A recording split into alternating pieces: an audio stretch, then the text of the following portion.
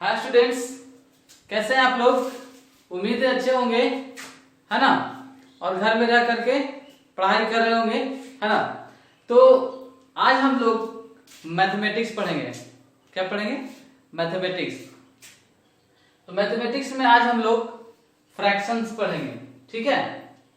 तो आइए हम इस वीडियो को देखते हैं, है ना। ध्यान से देखिए, मात्र 10 से 12 मिनट का वीडियो होगा और उसमें आप बहुत कुछ सीख जाएंगे, ठीक है। तो देर नहीं करते हैं, काफी कुछ सीखना है।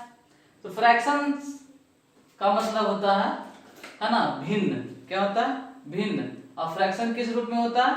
इस रूप में होता है ना। जहां पे ऊपर वाले को न्यूमरेटर यानी कि हिंदी में अंश और नीचे वाले को डिनोमिनेटर और हिंदी में हर कहते हैं, अंश हर, ठीक है। तो जहां तक कि इसके टाइप्स का सवाल है, तो फ्रैक्शन में जो होते हैं वो लगभग 6 टाइप्स होते हैं ना, 6 प्रकार के फ्रैक्शन होते हैं। Like fraction, unlike fraction, unit fraction, proper fraction, improper fraction और मिक्स्ड फ्रैक्शन, ठीक है। जैसा कि देख सकते हैं आप, है ना। तो अब बात है कि लाइक फ्रैक्शन क्या होता है, अनलाइक क्या होता है। इसका डिफिनेशन है जो आप पूरी तरह से आप अपने किताब से, बुक से भी याद कर सकते हैं। ऐसे मैं सिर्फ एग्जांपल के थ्रू आपको मैं बता रहा हूं। अब लाइक फ्रैक्शन उसे कहते हैं, है ना, जिसका डिनोमिनेटर सेम होता है ना। तो डिनोमिनेटर सेम मतलब क्या होगा कि 5/9 आप 9 लिख दो, 4/9 लिख दो, या फिर 2/9 लिख दो, है ना। तो fraction which are same denominator, तो वो हो गया लाइक फ्रैक्शन। अनलाइक फ्रैक्शन जिसका डिनोमिनेटर क्या हो, डिफरेंट हो, है ना। जैसे 4 कहीं 5 आ गया, तो 5/9 आ गया, तो 3/5 आ गया। तो यहाँ देखिए डिफरेंट डिनोमिनेटर है। तो ये सारे हैं जो कि अनलाइक फ्रैक्शन के अंतर्गत आ जाते हैं। यूनिट फ्रैक्शन, है ना, फ्रैक्शन हुज डिनोमिनेटर इज 1, जिसका denominator fraction whose denominator is 1, तो जिसका डिनोमिनेटर क्या हो, 1 हो। जैसे 1/2, 1/3, 1/5। यहाँ देखिए जो न्यूमरेटर आ रहा है वो क्या आ रहा है, 1 आ रहा है। तो ये सब यूनिट फ्रैक्शंस के अंतर्गत आ जाते हैं। अब प्रोपर फ्रैक्शन क्या था, है ना। प्रोपर फ्रैक्शन होता है fraction whose numerator is less than its denominator, है ना। तो न्यूमरेटर कम होना चाहिए डिनोमिनेटर से। तो 2/5, है ना, 3/8, 5/9। तो fraction whose numerator is less than its denominator, है ना। न्यूमरेटर कम होना चाहिए और डिनोमिनेटर ज्यादा होना चाहिए। इम्प्रॉपर में डायरेक्ट उल्टा है इसका, है ना। Fraction whose denominator is greater than its numerator, ठीक है। तो इसमें जो होगा वो ऊपर होगा और ये नीचे होगा, और इस तरह से होगा 8/3, है ना। तो the fraction whose numerator is greater than its denominator, है ना, वो हो जाता है इम्प्रॉपर फ्रैक्शन। और मिक्स्ड फ्रैक्शन किससे बना है ना। Mixed fraction made with a whole number and a proper fraction. तो होल नंबर आप जानते हैं, है ना, natural number including with 0 are called whole numbers. तो आप इस तरीके से मिक्स्ड फ्रैक्शन ले सकते हैं। एक होल नंबर, है ना, इस तरीके से आप लिखा सकते हैं इंक्लूडिंग विथ प्रॉपर फ्रैक्शन। एक होल नंबर और प्रॉपर फ्रैक्शन इसमें आता है। ये हो गया आपका मिक्स्ड फ्रैक्शन, है ना, इस तरीके से।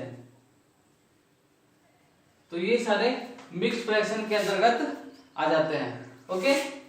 अब आइए हम लोग इसको देखते हैं, किसको इसका जो प्रॉब्लम्स होते हैं, इसके जो मैथमेटिक्स होते हैं उसको कैसे बनाते हैं। सबसे पहले तो आपको क्या कहा दिया जाए कि इसको वर्ड्स में निकालिए। मान लिया 2/5 लिखा हुआ, तो इसको वर्ड में कैसे लिखेंगे।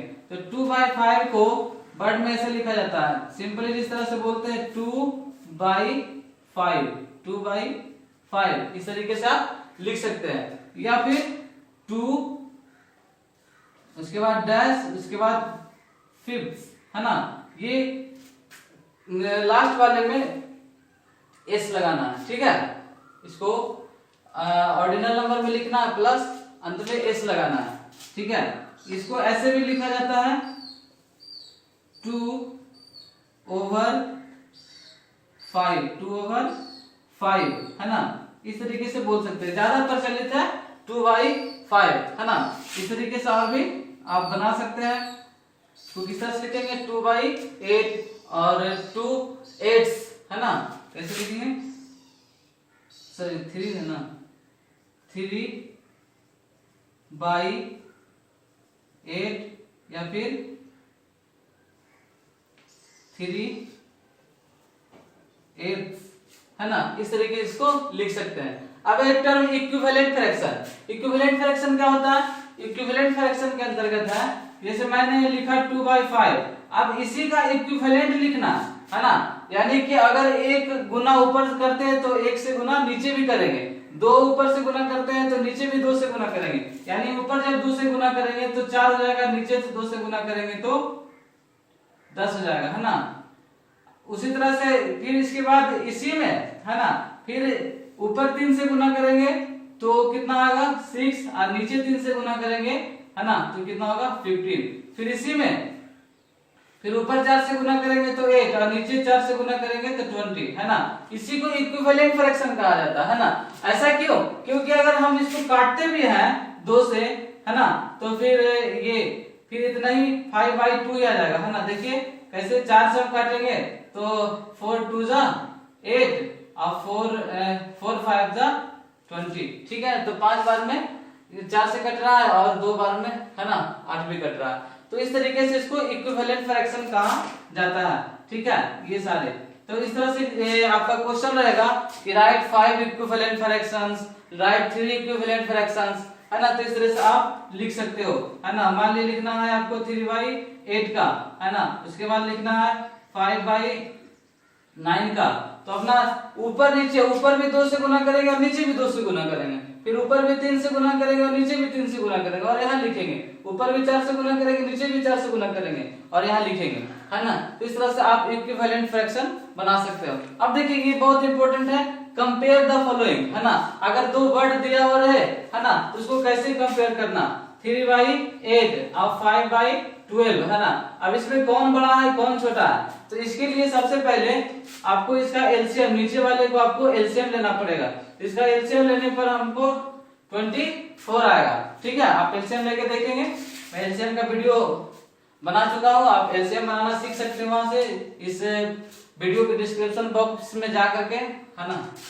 तो आप देखिए इस आगे जो फिर हम इसका एलसीएम ले लिए, और एलसीएम लेकर के इसको किस तरह से लिखेंगे, इसको हम एलसीएम तो हम ले लिए, लेकिन इसको इस तरह से लिखना है कि 3/8 लिखा है और इक्वल टू 24, इसमें लिख सकते हैं चूंकि LCM of 8 and 12 equal to 24, है ना। 8 और 12 का एलसीएम कितना हुआ 24, तो यानी कि 8 में हम क्या किए 3 से गुना किए तब 24 आया, अब 3 से गुना किए तब 24 आया, यानी कि उतने 3 से ऊपर भी हमको गुना करना है, यानी कि ऊपर कितना आ गया 9, ठीक है। उसी प्रकार दूसरा हम लेते हैं 5 कितना है 12 है ना। तो नीचे 24 हम पहले से लिखेंगे, क्योंकि 24 का तो हमको एलसीएम निकल गया, 8 का भी निकल गया, 24 का भी, 12 का भी निकल गया, ठीक है। तो इसका एलसीएम हम 24 लिख दिए। तो अब यह देखना है कि 24 जो आया है 12 को कितना बार पढ़े हैं, 2 बार पढ़े हैं तब 24 आया है, इसलिए जब 2 से गुना करके 24 आया तो ऊपर भी हम 2 से गुना करेंगे, यानी कि इसका कितना आएगा 10 आएगा, ठीक है। तो अब यहाँ देखने वाली बात है कि 9 बड़ा है या 10, तो 10 बड़ा है ना। तो जब 10 बड़ा है, ठीक है, यानी कि हमारा ये 5/12 क्या हो गया बड़ा हो गया, है ना। तो आप इस तरह से लिख सकते हैं कि 5/12 इज ग्रेटर देन 3/8। क्यों 5/12 बड़ा हुआ, क्योंकि देख सकते हैं कि यहाँ पे इसको हम पहले किस चीज में लाए, इसको लाइक फ्रैक्शन में लाए। लाइक फ्रैक्शन क्या होता है मैं बता चुका हूँ, जिसका क्या होता है डिनोमिनेटर सेम होता है, जिसका डिनोमिनेटर सेम हुआ, है ना। एक आंसर में क्या क्या 9/24 एंड 10/24, ठीक है ना। तो ये आया, तो इसमें देख सकते हैं कि दोनों का डिनोमिनेटर सेम है। जब डिनोमिनेटर सेम होता है तो जो आपका जिसका न्यूमरेटर बड़ा होता है वही बड़ा कहलाता है। तो यहाँ पे 10/24 किसके लिए आया 5/12 के लिए, तो यही आपका बड़ा हो गया। और 9/24 किसके लिए आया? 3/8 के लिए, तो ये आपका इससे छोटा हो गया, है ना। तो इस तरीके से आप बड़ा छोटा निकाल सकते हैं, किसमें कौन बड़ा है और कौन छोटा है। 2 अंक के लिए आप ऐसे भी कर सकते हैं, क्रॉस मल्टीप्लीकेशन, है ना। 12 3 जा 36, 8 5 जा 40, है ना। तो ज्यादा किसके लिए आया, है ना, इसके लिए, तो वो वही बड़ा हो सकता है, ठीक है। तो लेकिन वो सब आपको इस तरह से नहीं सीखना, आपको इसी तरह से सीखना, क्योंकि आगे चल के मैं अभी बताने जा रहा हूँ असेंडिंग ऑर्डर, है ना, फ्रैक्शन का असेंडिंग ऑर्डर। तो फ्रैक्शन का असेंडिंग ऑर्डर कैसे बनाएंगे, है ना, वो अभी देखेंगे। और वो बनेगा किस तरह से, इसी तरह से बनेगा कि मान लीजिए कि 2-4 अंक रहे तो सबका पहले एलसीएम लेना होगा। आइए देखते हैं, इसको थोड़ा साफ कर देते हैं, ठीक है। इसको कॉपी में लिख लीजिएगा, उतार लीजिएगा।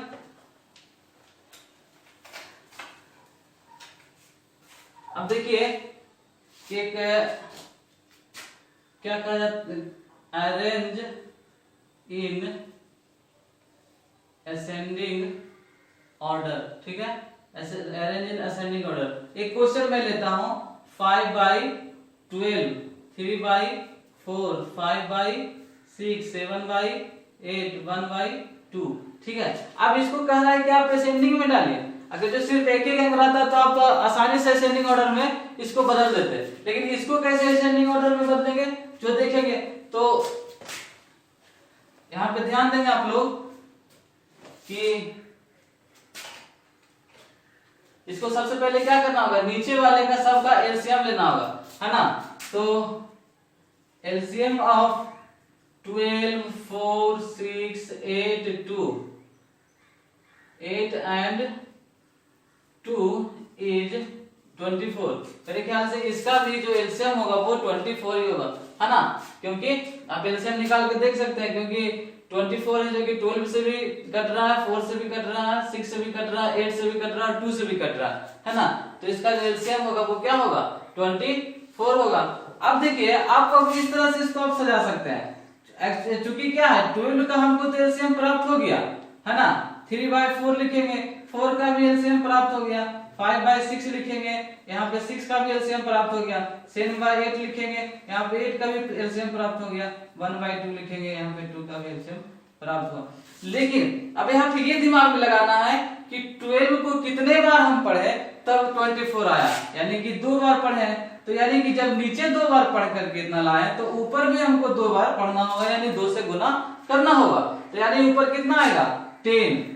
उस तरह से यहाँ पे देखेंगे 4 में कितना गुना करेंगे, 24 आ जाए तो 6 होगा, तो ऊपर भी 6 से गुना करेंगे, यानी कि ऊपर कितना आएगा, 18 आएगा। यहाँ पे देखेंगे 6 में कितना गुना करेंगे, 24 आ जाए, तो यहाँ पे 4 है ना, तो ऊपर भी 4 से गुना होगा, है ना।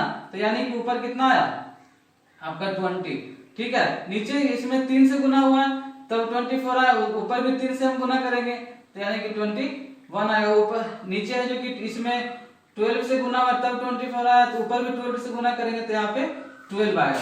अब यहाँ पे देखने का सवाल ये है कि सबसे बड़ा कौन है, सबसे बड़ा देखिए इसमें कौन है। अब तो नीचे, अब इसको पहले इस तरह से हम चलिए लिख देते हैं, 10/24, 18/24, 20/24, 21/24, 12/24। अब इसमें सबसे बड़ा कौन है, इसमें है जो सबसे बड़ा है वो 21/24। तो 21/24 किसके लिए आया, 77/8 के लिए, है ना। लेकिन हमको तो असेंडिंग ऑर्डर में निकालना है दोस्त, तो असेंडिंग ऑर्डर में सबसे पहले छोटा कौन देखेंगे, है ना। चलिए असेंडिंग ऑर्डर, ठीक है, पहले हम असेंडिंग ऑर्डर निकालते हैं। तो असेंडिंग ऑर्डर में सबसे छोटा को पहले देखा जाता है, तो सबसे छोटा इसमें कौन है, 10/24। तो 10/24 किसके लिए आया, 10/24 5/12 के लिए आया, यहाँ 5/12 लिखे देंगे, ये सबसे छोटा हो गया, है ना। उसके बाद फिर है कि कौन है 12/24। तो 12/24 किसके लिए आया, 1/2 के लिए, तो फिर हम यहाँ पे 1/2 लिख देंगे। उसके बाद इसमें छोटा कौन है, उसके बाद है ये 18/24। 18/24 किसके लिए आया, 3/4 के लिए आया है, ठीक है। उसके बाद 20/24 है, 20/24 किसके लिए आया, 5/6 के लिए आया, तो 5/6 लिख देंगे, ठीक है। उसके बाद फिर है कि अंत में कौन बचा 21/24, तो 21/24 किसके लिए आया 7/8 के लिए आया। ठीक है, तो 7/8 हमारा क्या हो गया सबसे बड़ा हो गया। असेंडिंग ऑर्डर में आप जानते हैं कि छोटा से बड़ा लिखा था, तो इसमें सबसे छोटा ये है और सबसे बड़ा ये है। ठीक है, किस तरीके से आपका असेंडिंग ऑर्डर निकालना आ गया। ठीक है, अगर जो डिसेंडिंग ऑर्डर बोले डिसेंडिंग ऑर्डर, तो क्या करेंगे डिसेंडिंग ऑर्डर में जाते हैं कि आपकी घटते क्रम में लिखा था, सबसे बड़ा पहले लिखा था, है ना, तो सबसे बड़ा अगर जो लिखना हो तो इधर से शुरुआत करेंगे 7/8 से, उसके बाद 5/6, उसके बाद 3/4, उसके बाद 1/2, उसके बाद 5/12, है ना। इस तरह से हम डिसेंडिंग ऑर्डर भी बना सकते हैं। यहां तक तो आपका प्रोसेस सेम रहेगा, यहां तक तो प्रोसेस सेम रहेगा यहां तक।